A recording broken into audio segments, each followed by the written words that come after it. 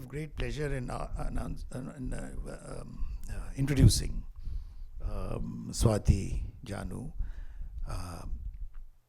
who's an architect trained at the School of Planning and Architecture and at the University of Oxford, and has been working in Delhi and other places with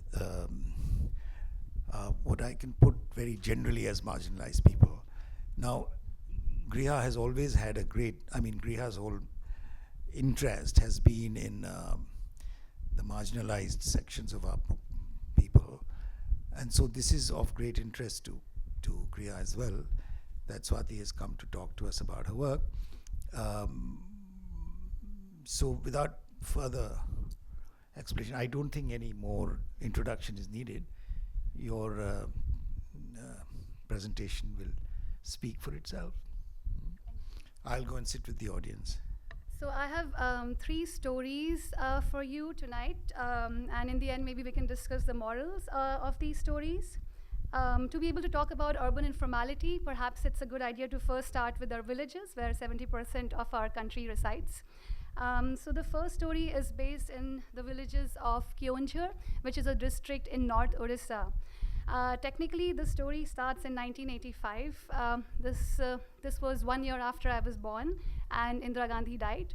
The then Prime Minister Rajiv Gandhi announced a social welfare program called Indira Awas Yojana to provide financial support to households in rural India to be able to build or upgrade their own houses. So the scheme has undergone lots of revisions. The guidelines have been revised continuously over the last few decades.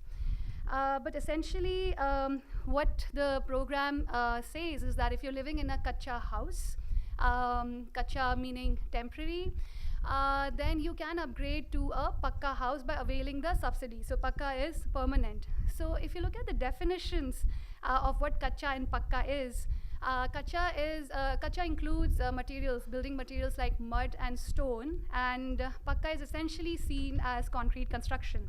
So what they're essentially saying is that most of the traditional architecture in our country is seen as kacha construction.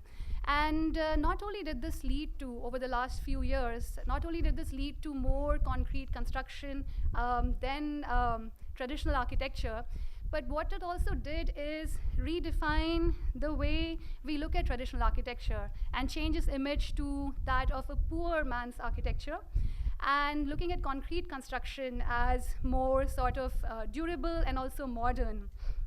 And also perhaps what it has done is redefined the idea of what we consider as developed. Coming to the current times, the scheme has been now renamed as PMAY, which is Prime Minister Awas Yojana. And many revisions have been made, and the definitions have also been revised. There is a document which presents many designs which are hybrid construction, building technologies between concrete and traditional architecture, but the damage has been done. So going back to my story, this is in Keonjhar. There are 9 villages that I had visited. These are villages of the Juan tribe.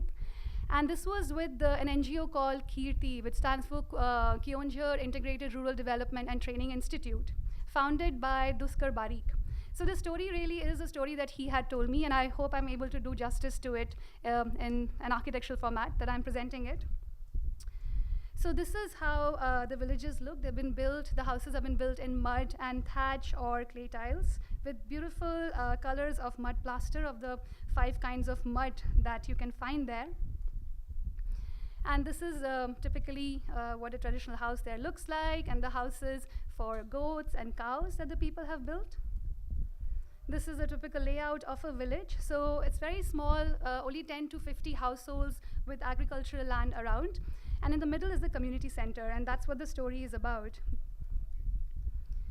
So this gives an idea of the different sort of community spaces where people come together in the villages. I also have to say these graphics, very cleverly done graphics, are by a designer called Anchal Sayal, and you should look up her work. So here, the community center is the most important community space where people come together, and there are more incidental spaces like the hand pump, around the hand pump, and then more event-based spaces like a mandap, open-air stage, something called a doli, which is the Ferris wheel, which is used during melas and fairs, melas or fairs.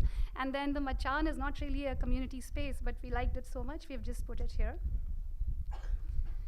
So coming to the community center, so at the heart of the community center is a holy fire, the dhuni, and that's really the essence of this space.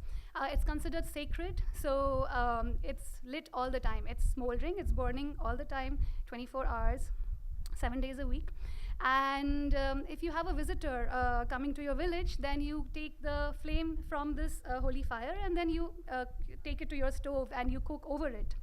And this is where people gather around, and there are many other elements also which make this community center. So this is the dhuni. These are the drums called changu, which is what the Juan tribe is known for making these drums and the music they create with these drums. And also a grain reserve. So after every harvest, every family donates a little bit of their grains, which are kept here as a reserve in case of any crisis, emergency, such as drought. And this is what they call a Devta Sthal. This is really a shrine to Mother Goddess, which is always outside.